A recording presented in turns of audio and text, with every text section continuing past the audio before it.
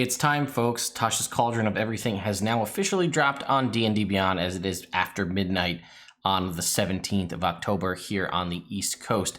Therefore, you will be seeing a lot of my face in the next few days, where I will be making 30 some odd videos. I did a 5.5 hour live stream where I basically read through the physical book, but this will be more of a deep dive and comparison, where we'll take things that we've already received, like the class feature variants, the subclasses, and do a side-by-side comparison of what changed from the Unearthed Arcana to the final product, and then I'll give you my thoughts on that as we go through it.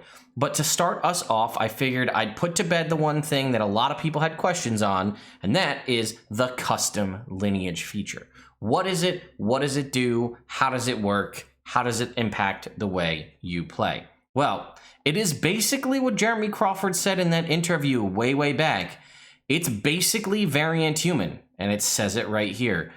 Instead of choosing a race at first level, you choose the following traits for your character's lineage, giving you full control over your character's origin. Your creature type is humanoid, so this gets a little funky, and I'll explain in a sec. It says, you determine your appearance and whether you resemble any of your kin. So the point of this is you would pick a race. Let's say you could even pick human, dwarf, elf, genasi, whatever. You pick that race, and that is sort of your, we'll call it your base race, but this is a custom lineage, so you are not, and this is where it says whether you resemble any of your kin, you are not a typical version of your race. You are something specific, something custom, okay? So you are humanoid. You choose your size, small or medium. So you could be a medium-sized halfling who maybe grew like Pippin and Merry from Lord of the Rings, or maybe you're a particularly small elf. You're stunted growth, backstory, you make up whatever the deal is, right? You're a small-sized elf, okay? Your base walking speed is 30 feet. That is a standard, so even if you were a halfling, you'd be a slightly faster halfling. You get an ability score increase of your choice by 2. This is not splittable into be 2 plus 1s. This is one ability score goes up by 2, flat. Feat. You get a feat of your choice, and it says specifically for which you qualify. And that, I guess, also means, one, if it's a level prerequisite, that obviously doesn't happen because you're only level 1. But I think the qualifier there is for which you qualify. If you are an elf and you choose an atypical, to be an atypical version of an elf with a custom lineage, you qualify for elven racial feats. I don't know that for a fact, and from reading through the book and looking at this, it doesn't really explain that, but I think that that's what it's going for. Just like if I wanted to take, say, squat nimbleness, right? I think that means you have to be a small race. Well, okay, I could be a small elf and take that if I wanted to.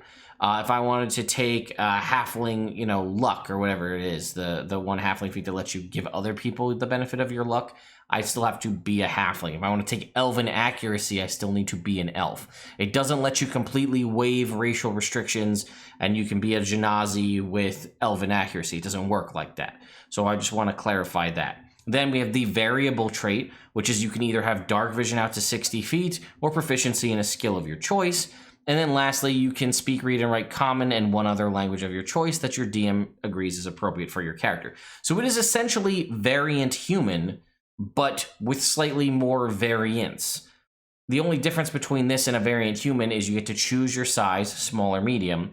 You get a +2 to a single ability score rather than a +1 to 2 ability scores. And rather than the guaranteed proficiency in a skill, you get to choose either dark vision or proficiency.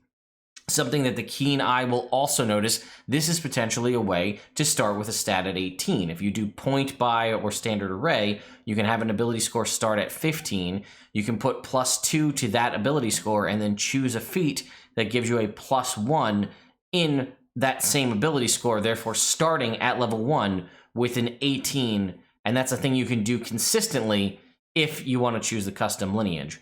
So does this make variant human pointless? No. Variant human is basically this, but with less options. It does let you spread your ability scores out with the 2 +1s and then a feat you potentially have +3 or +1 to 3 different stats. But there's no reason you couldn't be a human using the custom lineage. All it does is allow you to customize your race. Let's say you want to play a specific race, but you hate its ability, like what the abilities are of that race. This lets you break that and kind of still be and identify as a kobold, a orc, you know, a Goliath, whatever you want to do.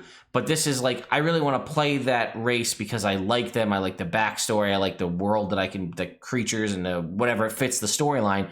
But I don't want to be stuck with whatever they have. I want to change it. So, for example, me, someone who loves kobolds, I would love to play a kobold. But I've expressed in the past I don't love the abilities and the way kobolds are handled, sunlight sensitivity and so on.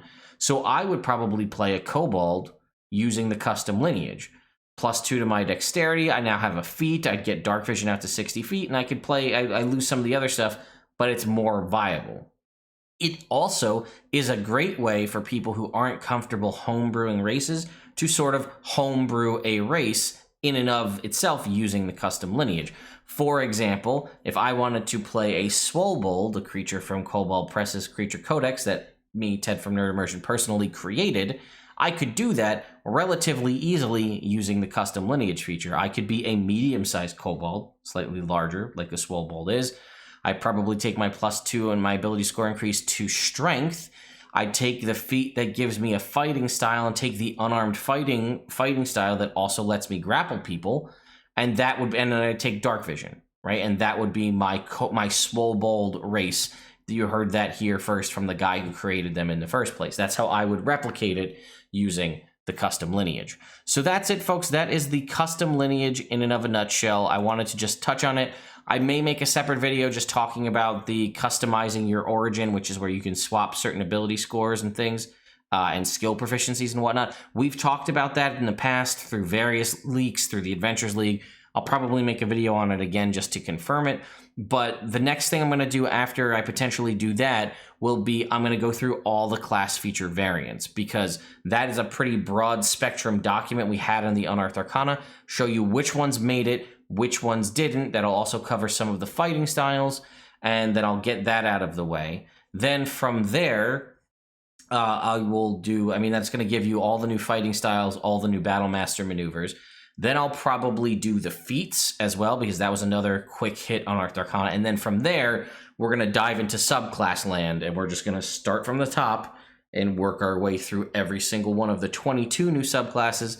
In the meantime, I already did my video on the reprinted subclasses and how there wasn't really only minimal changes, so I won't go over those any further. And then I'll go through the Artificer. The base Artificer will get its own video because it had some changes.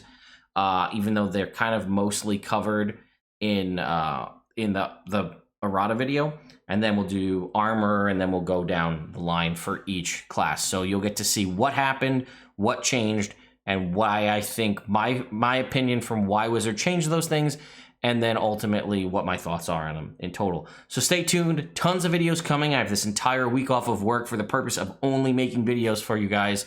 So stay tuned. I'll see you next time.